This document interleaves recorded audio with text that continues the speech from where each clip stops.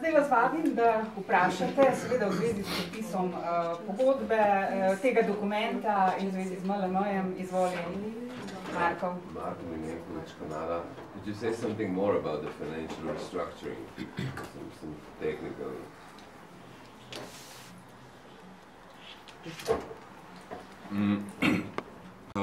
Struktura... Samo. Mikrofon moramo prenesti. Kar povejte, kar spomnite nas.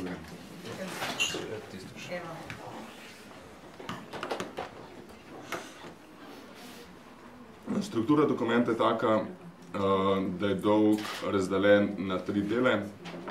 Definirali smo vzdržen dolg, to je dolg, ki ga bo družba odplačevala v skladu z amortizacijskim načrtom do konca leta 2019. Drugi del predstavlja mezanin dolg, to je dolg, ki ga bo družba odplačevala v skladu z sposobnostmi oziroma v skladu s poslovanjem. In pa tretja tranša pa je del, ki se konvertira takoj po podpisu tega dokumenta strani vseh upnikov.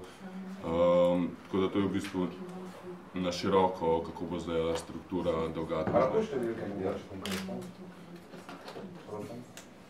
Ko še ni še številke. Glede je to, da je državno podjetje in tako naprej, pa da je država dala 6-7 verjetno pravi.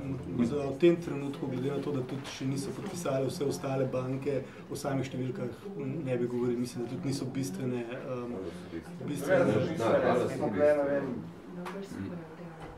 Vse državni državno podjetje, dobili so 5 milijonov, še dodatno, še 5-6 milijonov, ne vem, zakaj skrivate, kaj se nas povabili, zakaj kaj skrivnost? Ne gre se za skrivanje, gre se za to, da dokument ni bil še podpisan strani vseh deležnikov. Ko bo enkrat podpisan, tudi ne vidim več razloga, da bi to bilo kakorkoli skrito, če tako rečemo, samo v tem trenutku pa bi jaz se raje izognil navajanju številk, dokaj ne podpiše tega vsi. Takrat vas bomo tudi obvestili o tem. Še enkrat v petek. Kako? Bomo poslali potem sporočilo za javnost? Vse to znamo, kolikšen delež bo imela DUTB v lastništvu, na koncu pa kakšen načrt na DUTB. Slišali smo, da cilj na koncu je odprodati, ampak če lahko malo bolj razdelate, kakšen je načrt. So I understood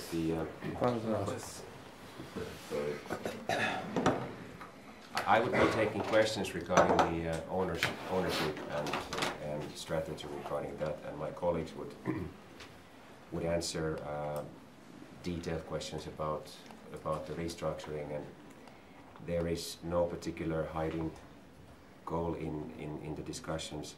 Some of the details still need to fall in their places, and that's why it's a little bit difficult to comment them, so that we don't give either false information.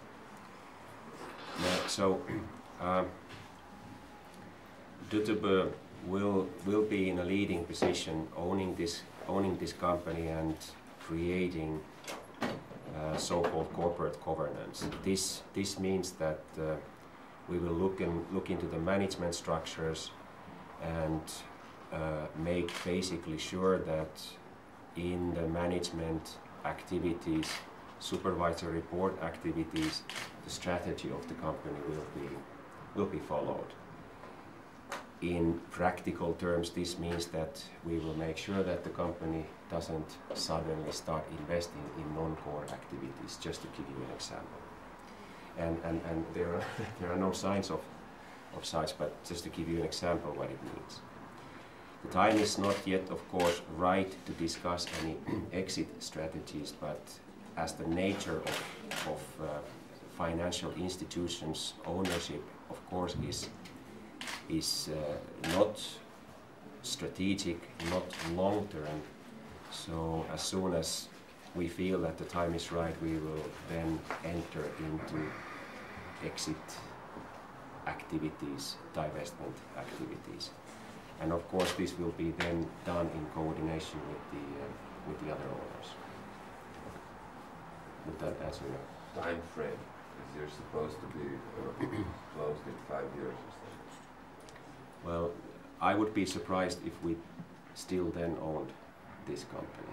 So we will now the primary goal is to stabilize further operational situation, and make sure that in this respect the company gets totally and fully and completely on its feet. And then together with the other owners we start looking into this. I would be quite confident that within a year or two we are relatively far with these considerations. I'm not saying that this is then divested, but the plans are relatively detailed within this time frame. Does the DUTB has any plans to invest, I don't know, further invest into the company, considering that Pro Banca is supposed to be liquidated in a few years, 2 years, something? I don't now exactly follow how Pro Banca's situation is in related to this. What we strive after here now, of course, is that the company becomes bankable on its own, and so that it could obtain financing from the so-called commercial market.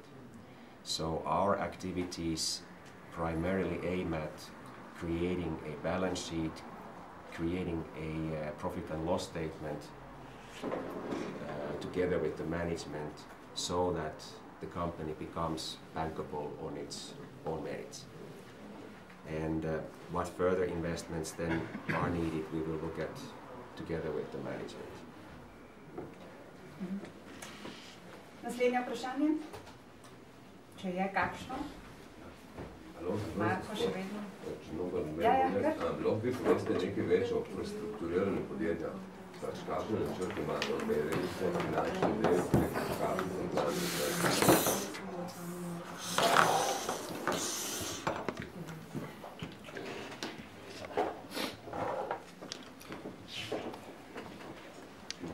Samega prestrukturiranja podjetja seveda želimo zelo hitro optimirati stroškovno podjetje, se pravi v cilju povečanja iztržka, maksimiranja iztržka, in sicer to delamo pač z normalnimi postopki avtomobilske industrije, od teorije kritične verige, Lina in 6 sigme, pomeni, da želimo seveda delati z optimalnimi stroški oziroma v končni fazi biti konkurenčno sposobni za pridobivanje vseh projektov, ki jih imamo tudi v našem načrtu. Sicer pa kot samo podjetje temelji na teh, bom rekel, 3 temeljih proizvodnjah. Eno je avtomobilska industrija, to je tlačno litje, aluminijski delov, naslednje je kovačnica in tretje so radiatorja, klimat, ki jih verjetno tudi vsi poznate. Ostali deli podjetja so v prestrukturiranju oziroma v zaprtju oziroma nedelujoči in seveda tudi kot takšne pripravljamo za prodajo. Kako ste v okviru tega prestrukturiranja odpustili zaposlenih? Zaenkrat, glede na to, da imamo predvideno rast, posebnih odpuščanj tule ni predvidenih, bo pa optimiranje. Se pravi, veliko izobraževanj sodelavcev, sprememba kulture v fleksibilno, inovativno kulturo, kot je pač osnova za dolgoročno konkurenčno sposobnost podjetja. Seveda pa kakšna premestitev oddelka na oddelek, pa verjetno bo se morali tudi optimirati stroške in pa sam sistem dela. Naslednje vprašanje. Roza, Sebastian, sem jaz še se pisal dnevnik. Kdaj boste poslovali z dobičkom, kakšni so prihodki zdaj, oziroma kakšni bojo konc leta, kakšni so mogoče konkretno načrti avtomobilske industrije, ki povedali, dvakrat ste pomenili, da se res tebi, mogoče, no. Kdaj bi se začeli servisirati dolgove, mogoče kaj bolj konkreten, oziroma kako se sploh zamislimo? Gospod Šlamberger še vedno v podjetju? Gospod Šlamberger je še v podjetju, kot svetovalec uprave. Medtem ko ostalo, bi rekel, dolgovi, to je zapisano v našem skupnem planu prestrukturiranja oziroma prestrukturiranja podjetja za naslednjih 4-5 let. V tem delu imamo predvideno rast podjetja iz sedanjih 42 milijonov proti 62 milijonom v teh letih do 2018. Temu primerno je seveda potem potrebno tudi prestrukturirati podjetje, optimirati se skupaj delati na optimalni ali pa primerljivi produktivnosti evropskim konkurentom in na ta način si zamišljamo mi celotno. Dobiček. Oziroma tako me vprašam, kdaj nameravate poslovati po načrtu poslovnem prestrukturiranju, na podaj katerega so upniki sprejeli oziroma potrdili, ki se napomenajo? Mi delamo po tem načrtu. Začetek leta je bil težak, seveda, ampak ker je bila Vi delate, se pravi še enkrat skačem besede, kdaj bojo izpolnjeni cilji mesečni po tem načrtu, oziroma kdaj boste poslovali, koliko predvideva ta načrt? Oziroma, nameravate zdaj načrt spremeniti, ko so se spremenili tudi pogoji, glede na to, da pač... Načrti se niso spremenili. Načrti se niso spremenili, vse to je bil ravno ta del, jaz sem v podjetju 2 meseca, v tem času smo obnovili načrt za 2014, kar je bila tudi osnova, da smo spremenili plan prestrukturiranja do 2018, seveda moraš imeti čvrst temelj in temu temelju zdaj sledimo. Mi zaenkrat nimamo predvidenega rebalansa plana ali podobno. Plan, se pravi, novi plan je bil narejen v februarju. Kdaj bo dobiček? Dobiček bo v 2 letih. Čisti govorimo ali iz poslovanja? Iz poslovanja. Kaj pa čisti? Čisti, dajte, v 2-3 letih oziroma do konca prestrukturiranja bo čisti dobiček. To je 2019? 2018, 2019. Hvala. Naslednje vprašanje. Martina Mikolič, Televizija Slovenija. Kje vidite v bistvu nove priložnosti, na katerih trgih nemški partnerji verjetno še ostajajo v zvesti? Mi imamo, največ prodaje imamo pravzaprav nemški in angleški trg. Na srečo prodajamo tudi ravno za tiste avtomobile ali pa motorje ali reduktorje podobno, ki so danes v vzponu. In zaradi tega pravzaprav smo zdaj že začetek leta v planu, se pravi v planu prodaje. V teh prvih mesecih in pa zadnjih mesecih lanskega leta smo pridobili precej projektov in pravzaprav sledimo prodajnemu planu, ki ga imamo v načrtu za 2014. Več projektov oziroma več novih zagonov se pa predvideva za drugo polovico 2014. Seveda, za 2015-2016 je še precej prostora za nove projekte in seveda, ker določeni projekti tudi uglašajo, se pravi nadomeščanje teh projektov. Sedaj iščemo nove priložnosti tudi nekoliko izven avtomobilske industrije, se pravi, da ne bomo toliko odvisni od nihanja avtomobilske industrije, koliko se karkoli dogaja, se pravi tudi medicinske dele, kamionski del, kjer imamo seveda zelo veliko priložnosti.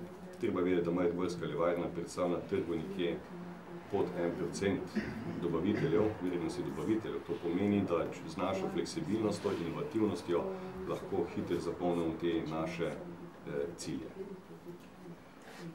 Še kakšno vprašanje? I don't think you understood me before. I asked you whether DUTB is planning to invest further in the company. I was thinking not like loaning money to the MLM, but is there a possibility of DUTB buying out the shares of other owners? Well, we haven't considered any such, so I wouldn't have any particular answer about that. As I see it now, there is no particular need to do so, meaning that we would go out and actively buy any such shares. Maybe I'm not understanding the question right, but I think the situation... Banka is one of the owners in... Like I said, the ownership structure is now as it is, and from the company's development standpoint, there is no particular need to transact in any way at this moment. We have a good ownership structure. This restructuring plan creates good opportunities for further development. So there is no particular need from this angle to take a look at this. And what other phenomena there are in the society are irrelevant basically now to this situation. And I wouldn't be able to comment any such now. Okay. Hvala. This is a very good opportunity now for the company, and we sincerely do hope that the message is received around the stakeholders.